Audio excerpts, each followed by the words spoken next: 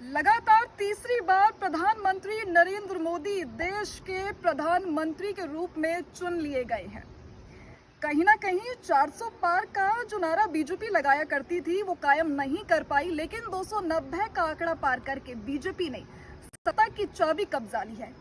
वहीं India alliance की बात करें तो इस बार के लोकसभा चुनाव में इंडिया अलायंस ने एनडीए को कड़ी टक्कर देने वाला काम किया है।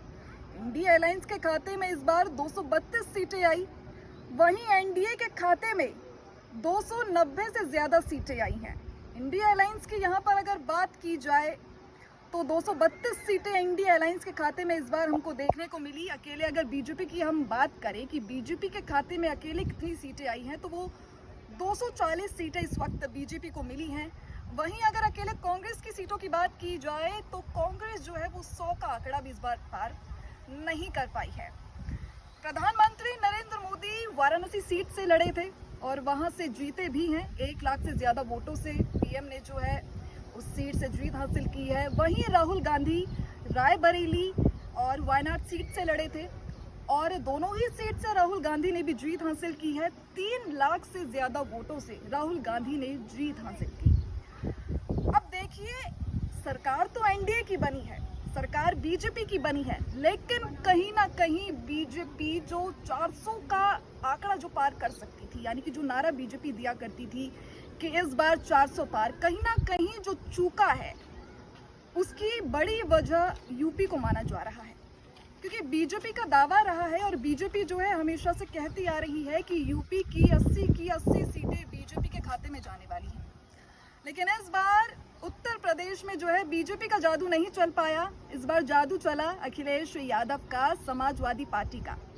बीजेपी के खाते में इस बार यूपी की 32 सीटें आई हैं और सबसे ज्यादा सीटें समाजवादी पार्टी ले गई।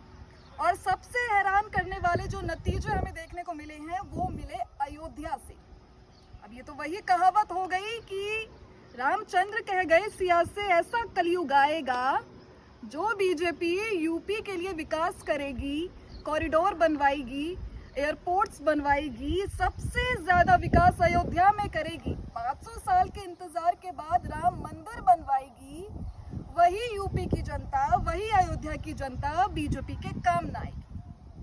अब देखिए, सरकार बीजेपी की बन चुकी है, लेकिन नुकसान बीजेपी को इस बार बहुत हुआ है और सबसे ज्यादा यूपी से हुआ, जिसकी उम्मीद भी नहीं की जा सकती थी। क्योंकि जैसा कि मैंने आपको बताया कि बीजेपी का दावा रहा है कि यूपी की 80 सीटें बीजेपी के खाते में जाने वाली हैं, लेकिन इस बार जो है काफी उल्टा नतीजा हमें यहाँ पर देखने को मिला है। यानी अकेले बीजेपी अपने दम पर जो बहुमत का आंकड़ा पार कर सकती थी, 272 बहुमत का आंकड़ा होता है जो अकेले बीजेपी पार कर सकती थी, वो कहीं ना कहीं बीजेपी इस बार पार नहीं कर पाई। और इसकी बड़ी वजह यूपी से जो उन्होंने सीटें सबसे ज्यादा इस बार गंवाई है, इसको माना जा रहा है। अगर 2019 लोकसभा सीटों की बात की जाए तो बीजेपी के खाते में 80 सीटें यूपी की हैं। 80 में से 62 सीटें बीजेपी के खाते में आई थी।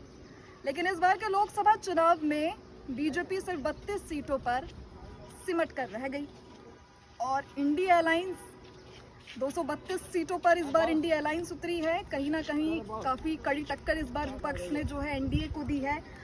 अब देखिए, इस पूरे लोकसभा चुनाव में सबसे बड़ा ट्विस्ट कौन हो सकता है? नीतीश कुमार, जिन्हें पलटू राम कहा जाता है। बिहार से वो सीटें जीते हैं सबसे ज्यादा, क्योंकि बिहार के मुख्यमंत्री हैं। सबसे ज्यादा वोट नीतीश कुमार को पड़े हैं। तो ऐसे में खबर चली थी कि शरद पवार ने नीतीश कुमार को फोन किया है और कहा है कि आप हमसे गठबंधन कर लीजिए, आपको मनपसंद कैबिनेट दिया जाएगा, इसके साथ ही आपको उप प्रधानमंत्री बना दिया जाएगा। तो ऐसे में कयास काफी जोरों शोरों पर थे, चर्चाएं काफी जोरों शोरों पर थी कि अगर इस बार भी नीतीश कुमार ने बाजी पलट ली, एन मौके पर अगर वो पलट गए तो इस बार बीजेपी की तो नैया डूबना तय था।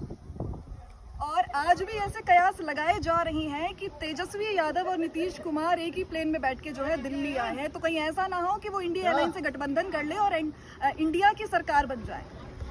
अब देखिए, कयासों का दौर तो चलता रहेगा, देखने वाली बात होगी कि आगे क्या होगा। तीसरा कार्यकाल जो है प्रधानमंत्री नरेंद्र मोदी का शुरू हो जाएगा। मोदी 3 4.0 का आगाज हो चुका है। पीएम मोदी ने काफी कुछ वादे किए हैं देश की जनता से, तो देखते हैं पीएम मोदी अपने वादों पे खरे उतरते हैं या नहीं, और अपने तीसरे कार्यकाल में भारत को वो किस ऊंचाइयों तक पहुंचाते हैं।